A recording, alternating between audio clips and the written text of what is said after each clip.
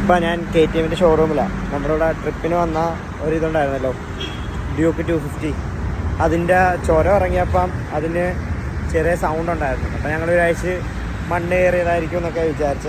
പക്ഷേ ഇപ്പം 2 ദിവസം കഴിഞ്ഞിട്ട് ആ സൗണ്ട് വന്നില്ല. വണ്ടി കഴുകിയിട്ട് വെക്കാം, ഭയങ്കര സൗണ്ട്. അങ്ങനെ തൊട്ട് നോക്കിയപ്പോഴാണ് അതിൻ്റെ താഴ്ഭാഗം സ്ക്രാച്ചായിട്ടിരിക്കുന്നത്. അങ്ങനെ ഇതിപ്പോൾ സർവീസിന് കൊണ്ടുവന്ന് ഇവിടെ വെച്ചേക്കുന്നു. ബാക്കി എന്താവുമെന്ന് ഞാൻ നോക്കിയിട്ട് പറയാം. ഇതൊക്കെ പറഞ്ഞ നല്ല പൊട്ടലുണ്ട്. ഇത് ഫസ്റ്റ് സർവീസിന് വന്നപ്പോൾ ഇങ്ങനത്തെ ഒരു ചെറിയ ഡൗട്ട് പറഞ്ഞേ. പക്ഷേ ഇതിപ്പോൾ ഫുള്ള് പറഞ്ഞത് അവിടെ ഇവിടെ എല്ലാം കുറച്ചിൽ വീണു.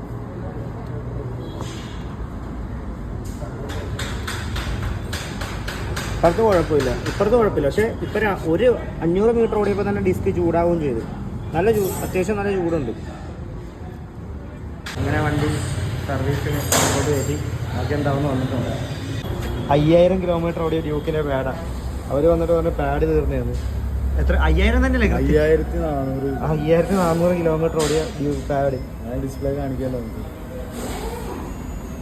ഇത് എങ്ങനെ തേഞ്ഞു വയ്യ ഇത്രയും പാഡ്? കത്തി പിടിച്ചിരിക്കുന്നത് ഒട്ടുമില്ല, പാഡില്ല. ഇവര് വല്ല പഴയ പാഡ് വല്ല ഇട്ടത് തന്നെയാണോ? ഇതെന്താ സംഭവം? നമ്മൾ നോക്കുമ്പോൾ പാട് ഇവിടെ കാണാമല്ലോ. അതെ, ഇപ്പൊ ഡിസ്ക് മാറണേ 3000 രൂപയാവും തേയ്മാനുള്ള പാർട്സ് ആയതുകൊണ്ട്. പക്ഷെ തുരുമ്പടിച്ചൊക്കെ ഇരിക്കുന്നു. വണ്ടി എടുത്തത് ഈ വർഷം തന്നെയല്ലേ?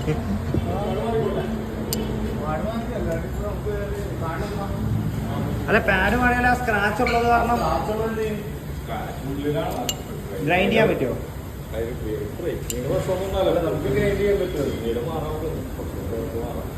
ഫുൾ സെറ്റ് അത് 3000 രൂപ ആകുന്നു. അല്ല, ഞാൻ ചോദിക്കട്ടെ, ഇത് ഇത്ര 5000 കോടി വണ്ടി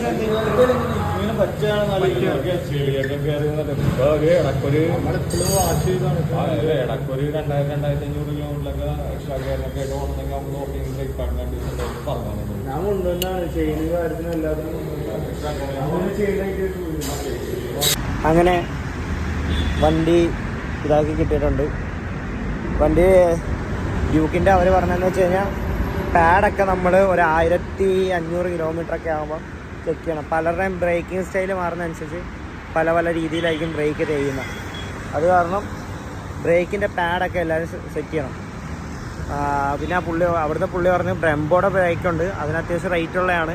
ആ ബ്രേക്ക് പാഡ് ഇടുവാണെങ്കിൽ ഇച്ചിരി കൂടെ ലൈഫൊക്കെ കിട്ടുമെന്നാണ് പറഞ്ഞത്.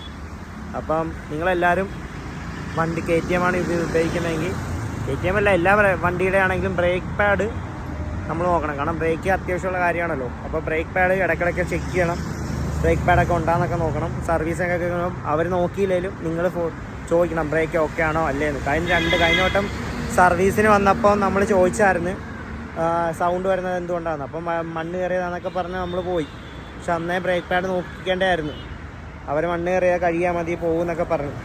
ഇപ്പോൾ വണ്ടി സെറ്റായിട്ട് ബാക്കി ഇരിപ്പുണ്ട്. ബ്രേക്ക് പാഡും പിന്നെ എല്ലാം കൂടെ ഒരു 400 രൂപയായി സർവീസ് ചാർജ്. 400 രൂപയുടെ കാര്യമുള്ളൂ. പക്ഷേ നമ്മൾ ഇടയ്ക്കിടയ്ക്ക് ഇതാകണം. പിന്നെ ഇത് ബ്രെംബോയുടെ അല്ല, ഇത് സാധാ അതിനകത്തുള്ള ബ്രേക്ക് പാഡ് തന്നെയാണ് ഇട്ടേക്കുന്നത്.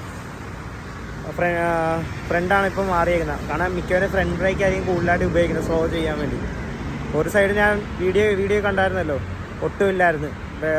പാഡ് മൊത്തത്തിൽ ഇതായി. ഡിസ്ക് മാറണമെങ്കിൽ ഏകദേശം 3000 രൂപയാവും ഡിസ്ക് മാറണമെങ്കിൽ. അപ്പം ഹാപ്പി ആയിട്ട് വണ്ടിയുടെ ഓണർ നടന്ന് വരുന്നു. വണ്ടി എന്തായാലും സുലാനായിട്ട് റെഡി ആയിട്ടുണ്ട്. അപ്പോൾ ഓക്കെ, ബൈ.